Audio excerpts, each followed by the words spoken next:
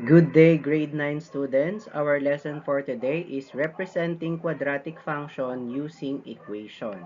So we're done with using table of values and graphs. So we will now proceed to using equation.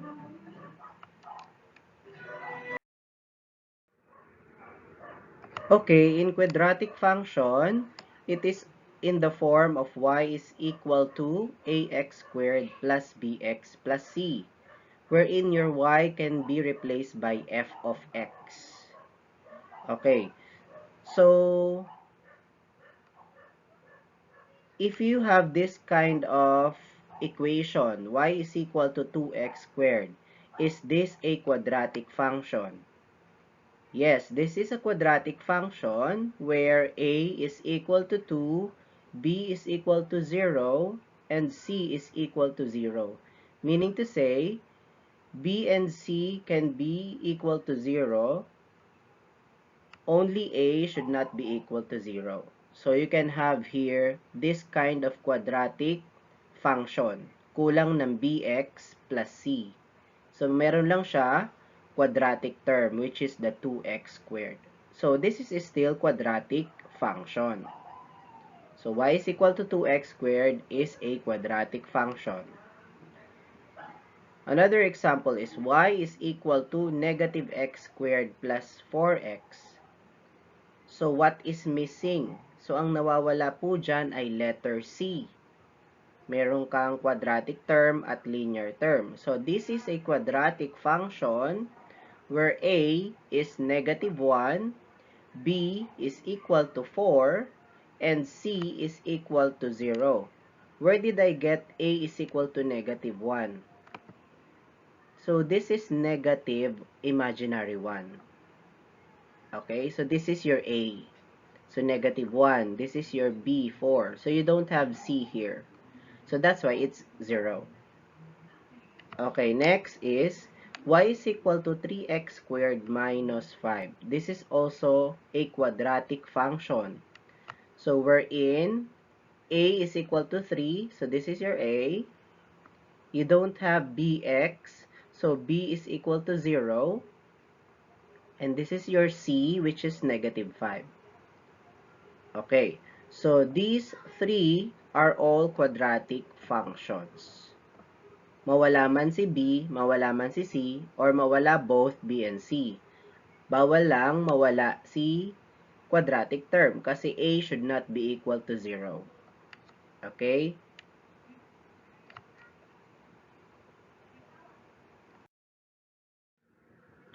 So what if your quadratic function is not in the form of y is equal to ax squared plus bx plus c? So for example, this one, y is equal to the quantity of x minus 2 times the quantity of x plus 4. So here, if you have this kind of quadratic function, you have to use the FOIL method. The first, outer, inner, last. So our first here is this x times x. So this will be our first. So x times x is x squared. Both first term in the binomials. Okay, what is our outer? So this is our outer part, the x and the positive 4. So if you're going to multiply that, so it is positive 4x or simply 4x. And for our inner, so this is our inner, the inner part of the uh, 2 binomial. So we have 2, negative 2 times x is negative 2x. And then for the last, so this is your last, negative 2 and positive 4. So negative 2 times positive 4 is negative 8. So as you can see, it is in the form of smiley face.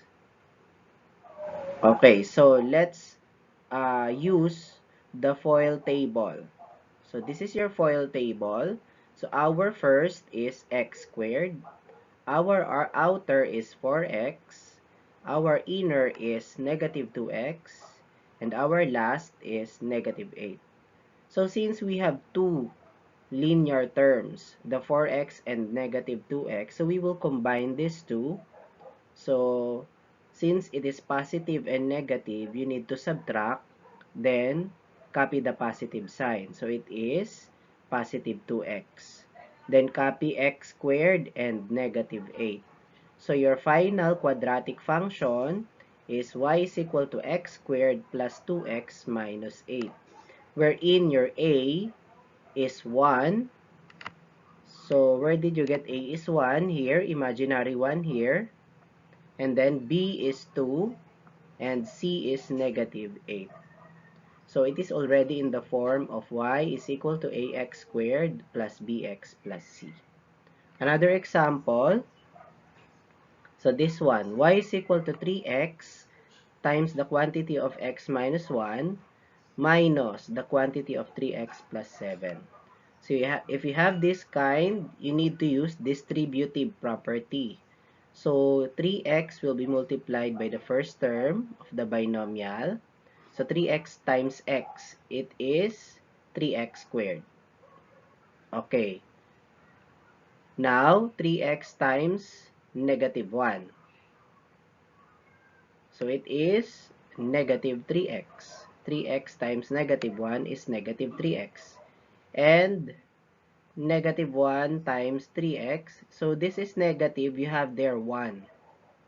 So it's simply negative times 3x. But it is negative 1 actually. So negative times 3x is negative 3x because you are dealing with parentheses. So it's multiply. Then negative times positive 7 is negative 7. Different signs. Okay, or simply, if you encounter this kind, minus means change the sign. So just change the sign this and this. So it becomes negative and this becomes negative. Negative 3x, negative 7. Okay, if you encounter minus, then all the terms inside the parentheses will be changed. Okay? Or simply, the multiplication process. Okay, so let's have all the products that we have. So you have y is equal to 3x squared minus 3x minus 3x minus 7. So 3x squared came from this one. Negative 3x came from this one. And negative 3x came from this. And negative 7 came from this one. Okay, so you have two linear terms. We need to combine these two. So both negatives, therefore, copy the sign. So it will become negative 6x. Then copy 3x squared here and negative 7 here. So your quadratic function now is y is equal to 3x squared minus 6x minus 7. Okay, so it is now in the form of y is equal to ax squared plus bx plus c. So wherein a is 3, b is equal to negative 6, and c is equal to negative 7.